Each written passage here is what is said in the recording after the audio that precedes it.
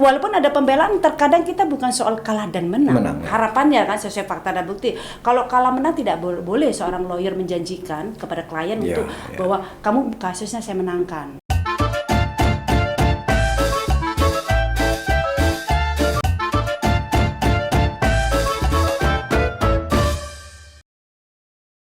Assalamualaikum warahmatullahi wabarakatuh.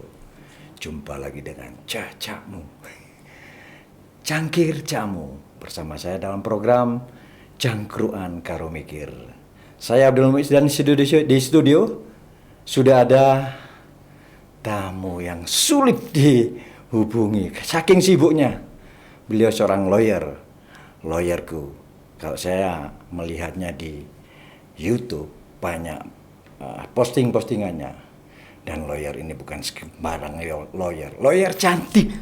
Assalamualaikum. Waalaikumsalam. Ning Tuti Rahayu. Waalaikumsalam. Adalah rembanya ini. Siap, itu Laremba. Yang bikin kenceng itu Laremba. Yang khas daripada Tuti Laremba. Gimana sehat? Alhamdulillah sehat. Alhamdulillah, satu kehormatan ini. Ning Tuti bisa hadir di Cangkir Camu di Studio 5.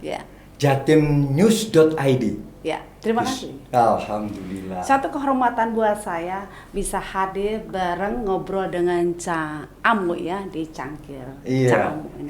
Luar biasa. Camu itu panggilan arek Surabaya, siap. Kalau Ning Tuti itu panggilan arek Surabaya Ning. Cuma Larembanya ini aku curiga. Jangan-jangan ada fam di balik itu, bukan ya? Oh iya. Sebenarnya saya ini aslinya wong Surabaya. Surabaya asli. Jadi makanya harus dipanggil Ning ya. Iya, Cuman kenapa ada Laremba itu karena ada fam daripada suami. Yang juga seorang lawyer. Seorang lawyer juga. Jadi sedikit supaya keren lah kantornya. Kalau ada namanya cuman Tuti Rahayu kan kurang keren ya. Iya. Jadi harus ada namanya bahasa-bahasa yang aneh. Tuti Laremba. Itu yang terkenalnya di situ. Istimewa. Sobat, kalau lihat cantiknya lawyer satu ini, nggak mungkin pemberani itu, tapi beliau ini pemberani. Cangkir Camu melihat di beberapa postingan beliau di wawancara sebuah TV nasional maupun TV lokal. Camu mencatat satu keberanian. Jadi lawyerku cantik yang pemberani dan membela yang bayar. Ya Bu, plesetannya ngono. Oh ya enggak gitu juga lah, Cak. Ya, pemberani kan? Karena membela yang benar. Ya, itu. Pastinya seperti itu intinya. Jadi gini, lawyer ini memang kebanyakan lingkungannya kan laki-laki nih. Tetapi zaman sekarang kan emansipasi nih. Jadi tidak mengenal laki ya, tetapi perempuan pun juga punya andil. Jangan sampai kita dianggap sebagai seorang lawyer itu perempuan itu hanya sebagai penggembira atau pemanis. Tetapi bagaimana kita tunjukkan diri kita bahwa lawyer seorang perempuan itu juga bisa tampil untuk membela suatu pembelaan terkait masalah orang-orang yang membutuhkan bantuan hukum. Itu intinya. Oke, kalau kecantikan itu kan karunia Allah lah ya. Siap, ya. Pemberaninya itu, basically-nya itu awalnya dari keluarga yang memang tentara atau dari seorang polisi atau juga seorang pengacara atau di praktisi. Sebenarnya ada flashback ke belakang ya. Karena basic saya sebenarnya awalnya dimulai dari entertain karena saya di dunia model. Dulunya. Ning Surabaya nih? Iya nih, waktu itu. Tahun berapa? Aduh, tahun gak enak lah. Jangan dibicarakan itu. Si bodine rada. Masih bagus lah. Masih bisa lah. Surabaya mewakili Jawa Timur tentunya. Jawa Timur lah ya. Jadi setelah itu menikah sedikit ya. Saya cerita sedikit. Terus setelah menikah saya berbisnis ya dengan suami. Kebetulan saya dipercaya sebagai direktur pemasaran. Di situlah saya banyak ketemu orang. Setelah sudah sampai berapa lama namanya kita hidup ya, tahu-tahu bermasalah itu bukan kita yang minta, tetapi orang lain yang mencarikan masalah. Sehingga waktu itu saya dari suami juga waktu itu kena masalah musibah, masalah hukum. Disitulah waktu itu saya dipanggil polisi segala macam lah. Akhirnya ketakutan. Ketakutan di situ. Takutnya kenapa? Ya takutnya kalau kita berurusan dengan hukum itu nggak bisa kan. Kalau orang awam itu kalau bersentuhan dengan hukum itu kan takut nih. Itu sudah secara otomatis ya. Dalam bayangan sudah ngeri lah. Ya pokoknya ketemu polisi bagaimana cara. Pokoknya nggak ngerti. Apalagi ngomong kita bicara pengadilan takut ya. Dari situ ada niatan dalam hati saya. Kalau seandainya saya nantinya saya bekerja hukum, menjadi seorang lawyer, membela ya, saya akan membantu secara fight orang-orang yang memang membutuhkan. Disitulah saya punya niatan, tertanam menancap. Jadi bukan sekedar saya mengambil satu profesi saja, tetapi ada flashback ke belakang terhadap diri saya yang pernah dikriminalisasi juga. Nah itu membuat saya pribadi. Pengalaman pribadi itu sangat luar biasa. Sengsara pada saat itu. Itu sudah pasti, sehingga membuat saya itu lebih harus optimis ya, semangat, sehingga kalau saya menjadi seorang praktisi pembela hukum, saya bukan sekedar hanya sebagai pemanis atau penggembira saja, tetapi saya bisa memberikan apresiasi atau memberikan suatu dedikasi saya untuk membela suatu orang-orang yang membutuhkan jasa hukum. Ya, dan ada kalanya ya maaf ya, aku tak kuliah di Fakultas Hukum aja. Kalau jadi lawyer itu enak, penghasilannya gede. Nggak ada kan di jiwa Ning Tuti ini. Tidak ada berpikiran soal namanya materi itu pasti adalah, ya. Tapi bagaimana saya harus mencoba mendedikasikan kalau saya jadi suatu profesi itu adalah tanggung jawab moral buat dan saya. Itu utamanya dulu. Itu yang utama dulu. Soal bagaimana nanti itu nanti ya kan, karena pada akhirnya kita akan nanti orang melihat kita, bagaimana kiprah kita, track record kita, keberanian kita untuk membela itu sudah pasti tentunya. Ya, mengawali untuk melakukan pembelaan itu mulai kapan? Saya sebenarnya kasus apa? Banyak kasus ya, spesiesnya banyak sekali. Pada waktu itu saya juga seorang mediator, awalnya seperti itu. Ini mungkin sedikit. Jadi mediator itu lebih kedepankan suatu mediasi. Ya. Nah, tetapi orang Indonesia kan lebih banyak ego nih. Ya. Saya tidak mau memang jadi lawyer waktu karena itu. Karena ujung-ujungnya perdamaian. Perdamaian. Tapi saya waktu itu nggak mau lawyer, tapi bukan. ada salah satu pejabat lah di organisasi mengatakan kenapa nggak lawyer saja. Aku nggak mau kalau lihat lawyer sekarang ini, saya mohon maaf ya, tidak semuanya lawyer. Tapi saya lihat beraninya cuma ngomong saja, tapi nanti setelah untuk membela actionnya nggak ada. Jadi saya nol ya. Saya bilang malas saya. Janganlah Bu, Ibu punya potensi. Dari situ akhirnya saya mau untuk menjadi seorang lawyer, tetapi saya bukan berkomitmen kepada orang lain, tapi komitmen pada diri kita. Diri itu terpenting ya, karena sesuatu pekerjaan atau profesi saya itu tergantung niat kita. Berarti panggilan nurani dong. Ya, sudah pasti nurani saya karena pernah mengalami. Dan ketika menyelesaikan persoalan-persoalan di lapangan, pasti mengedepankan hati nurani. Ya, tentunya. Ini persentasenya seberapa jauh? Wah, ini memang sedikit memang harus dikupas lebih dalam lagi ya. Dalam hal pembelaan bukan berarti kita membela yang membabi buta, tetapi sesuai fakta dan bukti. Kalau memang klien itu memang perlu dibela secara fight, tentunya saya akan bela. Tetapi paling tidak sehingga klien ini yang meminta jasa bantuan hukum itu tidak serta-merta dikriminalisasi. Karena banyak kejadian masyarakat itu apatis lah terhadap hukum kita. Ya, ini faktanya dan real kenyataannya. Sehingga banyak orang udahlah ngapain sih hukum kita itu bisa dijual atau diperjualbelikan. Itu faktanya. Dan kalau berhubungan dengan lawyer percuma habis duitnya. Saya tidak salahkan masyarakat, tetapi kan tidak semuanya. Itu kan hanya beberapa oknum saja. Tapi itu semua tergantung dari diri kita. Iya. Oh ya Ning, kalau bicara tentang nurani tadi ya. Orang yang berhubungan dengan hukum pasti orang berduit. Nah, masyarakat umum sementara ini kan mencari LBH yang benar-benar gratis itu. Menurut panjenengan ya opo si ono tak kayak gini nih. Di zaman kayak gini nih.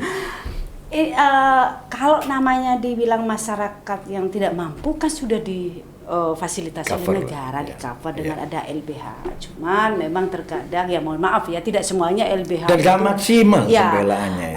Tidak semuanya sih sebenarnya. Ada juga yang idealis, tapi terkadang banyak juga LBH yang berafiliasi. Sehingga bagaimana dia bisa memberikan yang harapan-harapan klien untuk dibela dengan mati-matian. Kalau dia sendiri berafiliasi susah.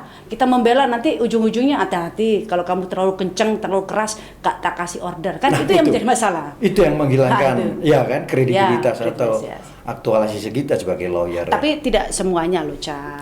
Kan masih ada juga LBH baik lah yang bisa memberikan istilah pembelaan kepada masyarakat. Tidak semuanya. Dan masyarakat ini khususnya masyarakat kecil ya, level-level yang ini yang buta hukum lah ya. Tidak melek hukum tadi.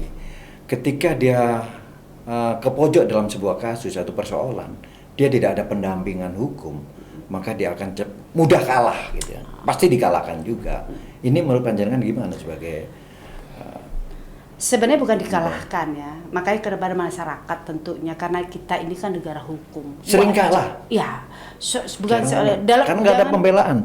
Walaupun ada pembelaan, terkadang kita bukan soal kalah dan menang, ya. Tetapi sesuai Mendudukan, harapannya kan sesuai fakta dan bukti. Kalau kalah menang tidak boleh seorang lawyer menjanjikan kepada klien untuk bahwa kamu kasusnya saya menangkan, tidak bisa. Ini bisa melakukan segala cara. Iya, jadi kita sesuai harapan. Ya, harapannya fakta dan buktinya sesuai korelasi, oke, kita bela. Jadi mediasi yang benar-benar maksimal. Ya, pasti kan sekarang ini kan ada namanya restoratif justice yang diutamakan untuk mediasi tentunya. Dan itu memang sekarang lagi gencar-gencarnya di Indonesia kan dilakukan untuk lebih baik kan berdamai dulu. Buat apa sih berperkara? Ujung-ujungnya nggak ada yang menang, nggak ada yang kalah kan? Akhirnya menimbulkan suatu rasa permusuhan baru. Akan tetapi kalau tidak bisa ditempuh dengan itu kan ada upaya hukum yang dilakukan, yaitu tentunya melaporkan atau menggugat. Itu sudah hal yang lumrah lah. Iya, Neng Tuti. Kalau saya menganalogikan ya. Lawyer maupun praktisi hukum yang profesional maupun yang biasa-biasa itu kan ibarat seorang tenaga ahli di bidang elektronik ya. Masyarakat yang tidak paham tentang elektronika pasti menjadi bulan-bulanan ketika dia menyerviskan peralatannya, radionya atau TV-nya kan ya. Sama dengan ketika masyarakat yang tidak buta hukum lah, kita menghadapi persoalan hukum kalau tidak ada ahli yang dandani atau yang mendampingi ini dengan ketulusan yang luar biasa, maka dia tidak akan mendapatkan perlindungan hukum. Karena hak rakyat Indonesia atau hak semua warga adalah diberi perlindungan hukum. Gimana? Jadi gini, saya sudah tadi katakan, Cak, ya kan, makanya kita ini kan negara hukum. Wajib masyarakat, bukan harus seorang hukum.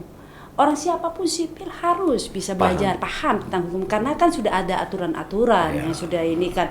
Jadi bukan berarti lantas saya tidak mau aware, jangan, karena ada batasan dan negara ini negara hukum. Makanya jangan merasakan banyak orang, Bu, saya ini bukan orang hukum. Loh, tidak selalu harus hukum, karena kita ini tatanannya sudah diatur. Apalagi apa yang disebut dengan negara hukum wajib, terkecuali kalau Anda itu tinggalnya di hutan. Nah, itu satu.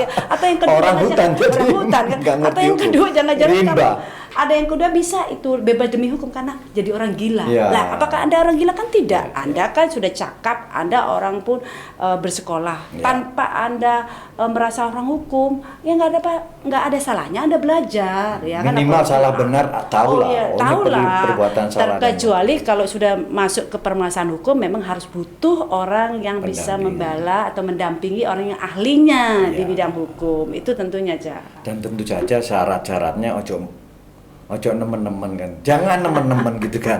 Wah, aku gak bisa memakai pembelanya. Piro duitku nih, ukurannya ndak ono iki. Itu gimana?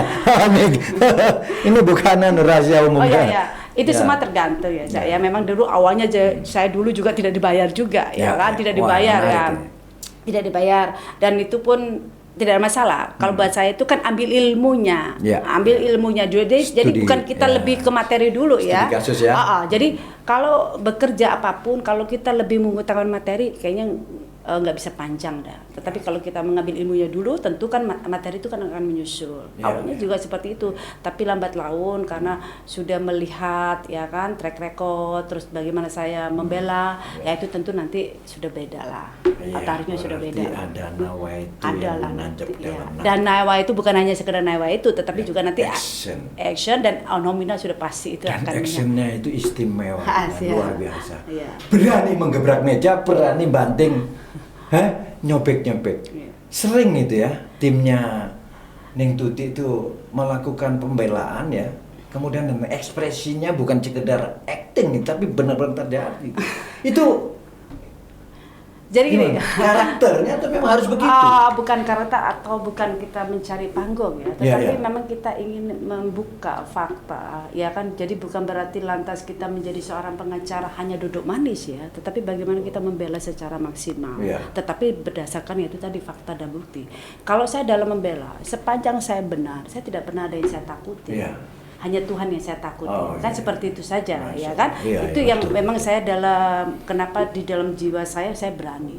Kalau sekedar manusia, kenapa tidak, ya kan? Tapi kalau memang sudah dia salah, ya memang kita harus akui. Tetapi kan kita luruskan, bukan Betul. kita membabi buta. Iya. Dalam hal pembelaan, bukan saya kencang berani di pengadilan, di kepolisian, tidak. Tapi saya ini meluruskan.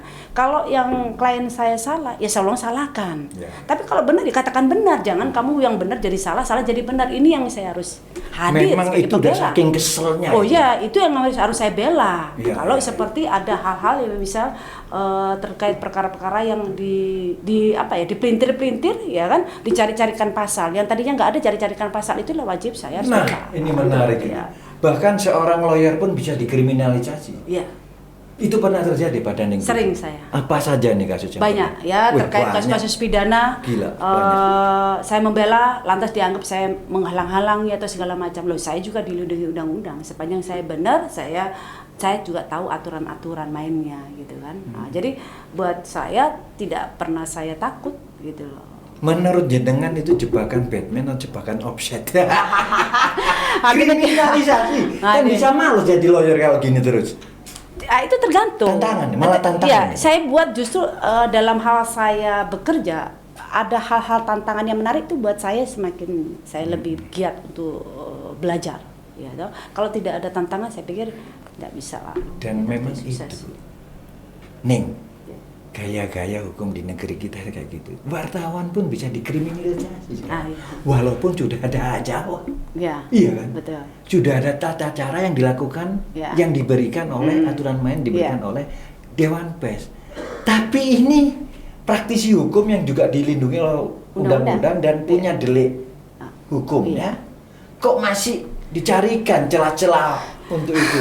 Ya apa gitu? Aku gak bisa komentar soalnya ya ada teman saya yang Ya, dikriminalisasi. itulah yang membuat semakin kita sebagai satu profesi kan dunia avokat itu kan terkenal namanya profesi officium nobile, adalah profesi terhormat. Ya, tentu yang terhormat, yang hal-hal gitu nggak boleh kita hindari, nggak boleh kita takutin. Sepanjang kita benar dalam hal membela, kita berani mengungkapkan sebuah fakta, kita mengungkapkan suatu akun-akun, kenapa tidak? Dan itu sebuah perjalanan Dan profesi. Dan itulah suatu profesi atau menuju satu kesuksesan. Ya. Orang sukses tidak mungkin hanya yang landai-landai saja, Ya. tidak mungkin. Polos-polos Tidak saja. mungkin. Namanya ibaratnya kayak pohon, semakin tinggi pohon, semakin tiup anginnya itu kencang. Di situ seberapa kuat kita untuk menghadapi hal itu. Jadi jangan sedikit dikriminalisasi langsung kita ciut. Ya, Jangan. ya. Semakin saya dikriminalisasi, semakin kuat saya untuk berani untuk bersuara. Salah Iya. satu contoh kasus apa itu yang dikriminalisasi? Ini kebetulan saya Tertarik saya. juga lagi dikriminalisasi juga ya terhadap perkara saya sendiri ya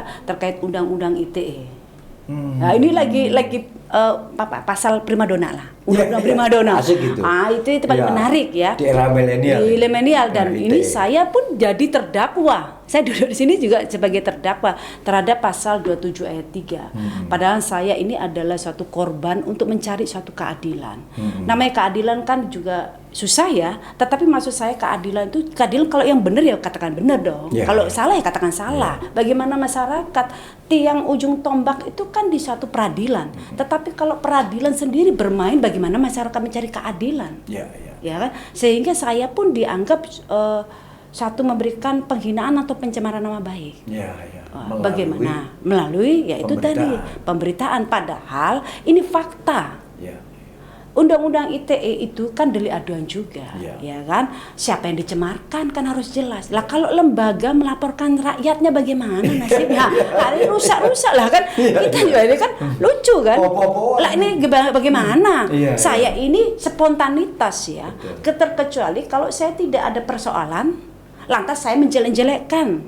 Terus menyebutkan nama, itu tidak ada. Ini menjadi satu koreksi sebenarnya, Ya, ya. koreksi yang membangun. Kalau ada masyarakat mengkoreksi, jangan sedikit-sedikit kena undang-undang itu, harus diintrospeksi. Kenapa pengadilan masyarakat kok sampai apatis begini? Berarti harus dibenahi dong.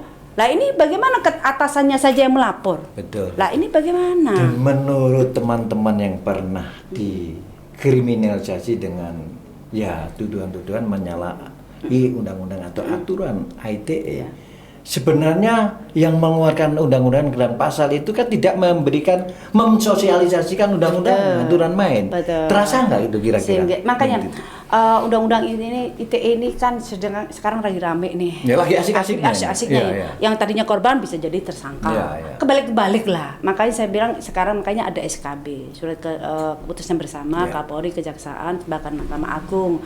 Sehingga adanya namanya RJ, Restoratif Justice. Ya, nah hal-hal inilah memang terkadang ya mungkin kita juga harus hati-hati bermain media sosial. Kadang-kadang tangan kita atau ini terus cacian-cacian yang memaki. Kalau tidak diatur begitu nanti bagaimana? Ya, itu sebenarnya bagus, baik ya. Tetapi terkadang dimanfaatkanlah oleh oknum-oknum.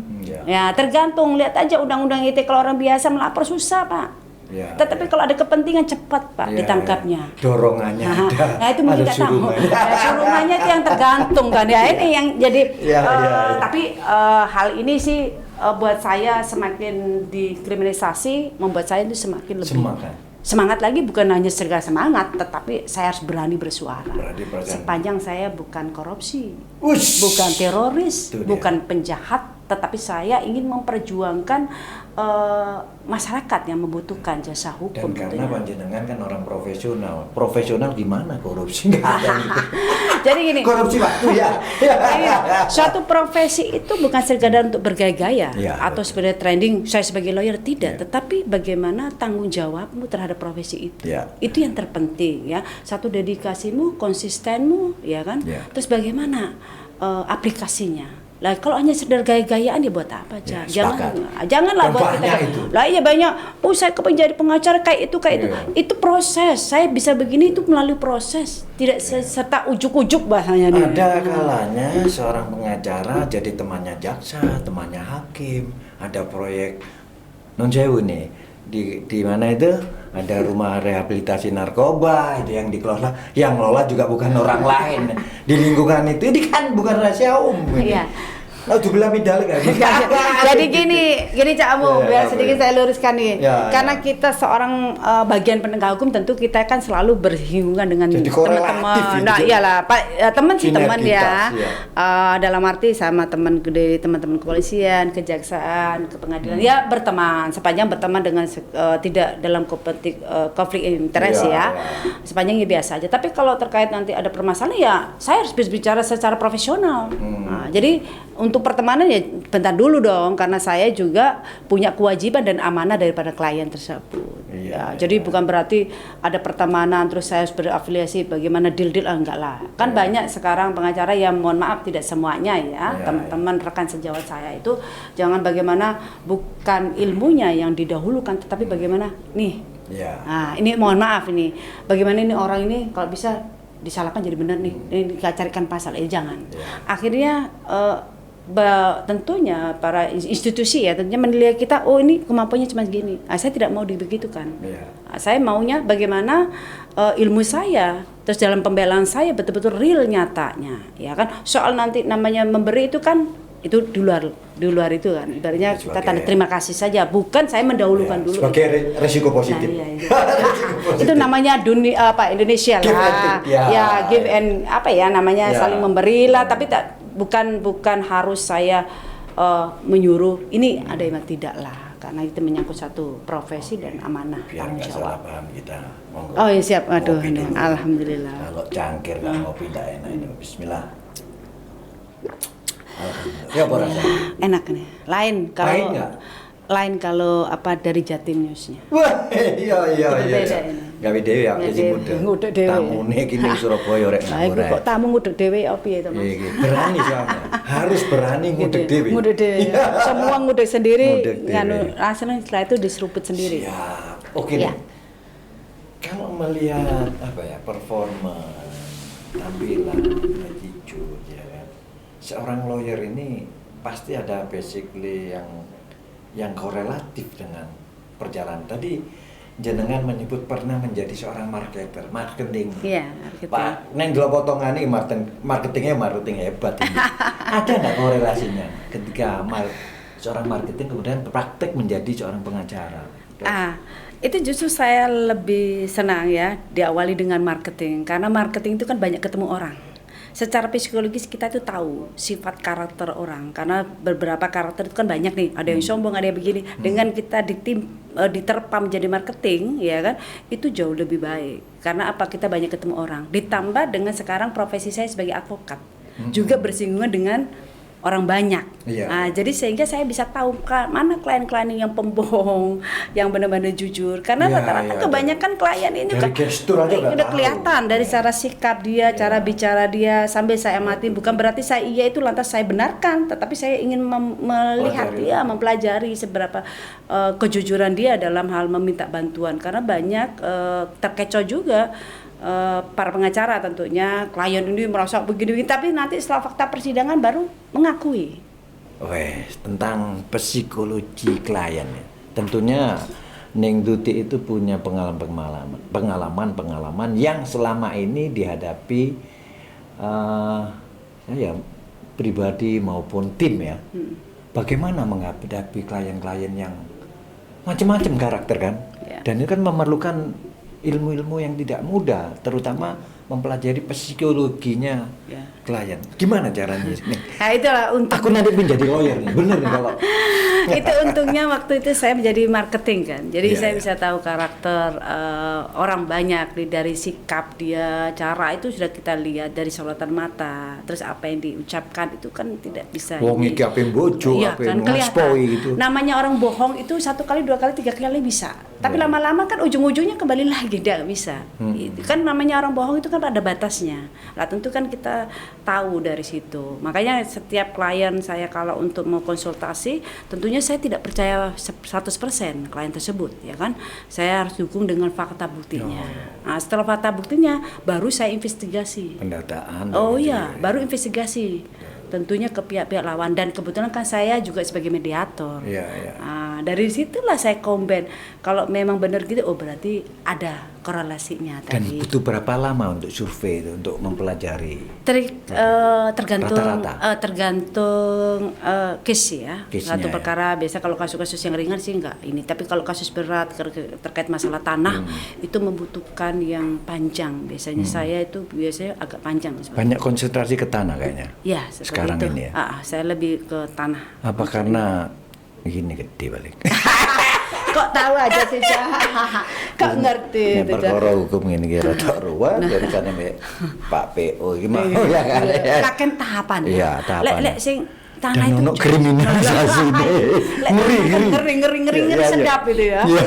Tapi justru yang ngeri sedap itu tantangan lah. Tapi iki golek sing sedap ya. Kayak mie instan lah. Lah sekarang kan zamannya instan aja. Tapi yang pasti saya sekarang lebih banyak concern untuk kasus-kasus tanah. Kan banyak sekarang penipuan misalnya ya berkedok dengan pembelian rumah syariah. Iki yo nih. Lah, banyak kan kasus-kasus penipuan yang seperti itu. Itu menarik Anda juga. Pasti nanganin Dan kebetulan saya sekarang lagi menangani terkait kasus properti yang berkedok syariah, yang beragama dan label-label riba lah. Padahal sebenarnya properti syariah tidak ada, pembiayaan syariah yang ada. Tetapi masyarakat kan tidak paham. Tetap lari ke bank juga. Iya. Sehingga masyarakat itu terkadang berbunyi syariah, berbunyi agama kan tergiur. Makanya untuk itu kan kita harus lebih hati-hati membeli satu rumah, bukan hanya sekedar brosur. Kita harus cek lokasi dan tentu cek legalitasnya, itu yang terpenting. Nah, ya memang ya saya pikir gini loh, Ca, kalau tidak ada persoalan kan kita juga nggak kerja tuh, Ca. Tak kayak persoalan. Tapi kayak persoalan di urusan-urusan gitu kan banyak penipuan. Belum ada rumahnya, tanah belum selesai urusannya, sudah ada brosur. Tingkat penipuannya kan tinggi di sini. Memang sekarang lagi marak itu investasi juga, dan kebetulan saya juga menangani investasi bodong. Ya, saya kebetulan juga menangani investasi bodong yang kebetulan klien saya 109. Dan ini sekarang udah proses juga, dan ini kebetulan juga saya nangani yang properti syariah, dan ada beberapa lagi lah, banyak. Ning, di era milenial dan digital ini ada kaitannya nggak dengan kasus-kasus yang ditangani oleh advokat di tim panjenengan ini? Apa namanya timnya itu?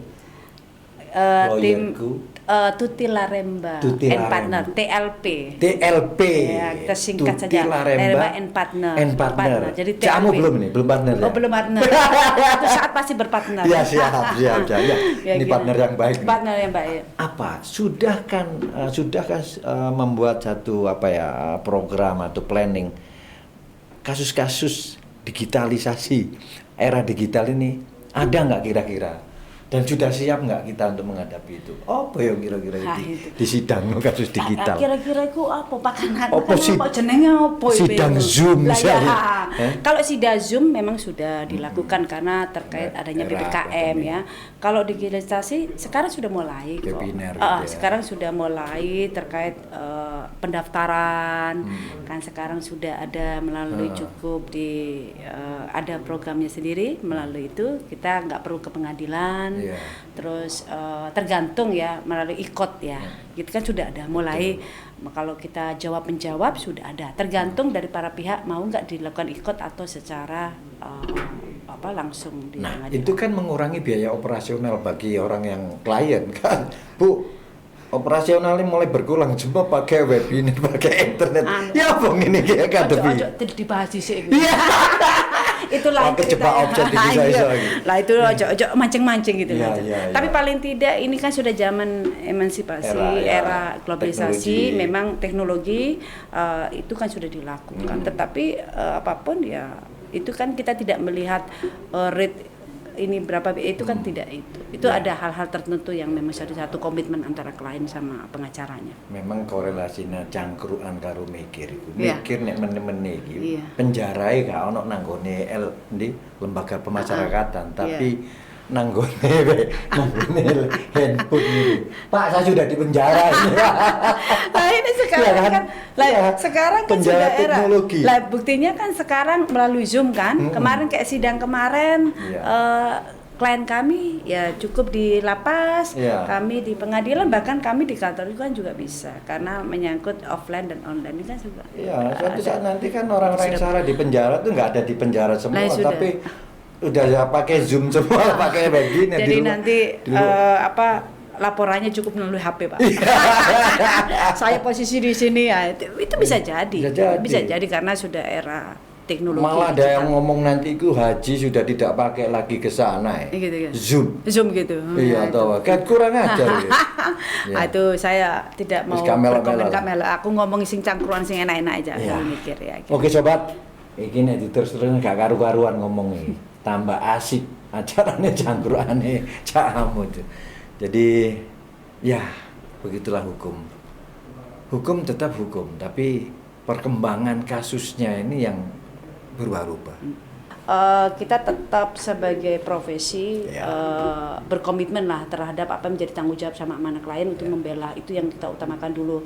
Terlebih kita sebagai seorang advokat kan kita harus menegakkan suatu kebenaran. Ya. Kebenaran tentunya seperti ada semboyan tajam di atas, tumpul di bawah. Sepanjang bukan semboyan ya Cak ya. Tajam di atas, tumpul di bawah. Tumpul di bawah, kawan. Itu jangan sembahyang toh. Kalau tajam beneran kan gitu. Nah, itulah fungsinya kita. Nah, ya itu fungsinya kita itu, Pak. Radarnya ada di ujungnya. Iya, sobat. Kalau Ning Tuti ini selama ini tegang, serius, jarang senyum gitu kan. Sekarang di Cangkir Cakamu selalu tersenyum. Ini yang membuat Cangkir Cakamu juga selalu tersenyum. Gimana Mas Renal? Saya akhir ya, karena udah cukup waktunya ya kayaknya ya. Ya, Ning Tuti, sebenarnya saya ingin ngomong panjang nih. Dan waktunya mepet karena dibatasi oleh jenengan kan YouTuber juga. Nanti sobat kalau kepingin ketemu Ning Tuti, mudah-mudahan beliau juga sanggup untuk menjadi host di jatimnews.id. Insyaallah ya Bu ya. Insyaallah. Oke, saya akhiri. Wassalamualaikum warahmatullahi wabarakatuh. Salam Cacamu, Cangkir Cakamu. Bu Titi, Ning Tuti, makasih atas kehadiran. Terima kasih matur nuwun. Insyaallah.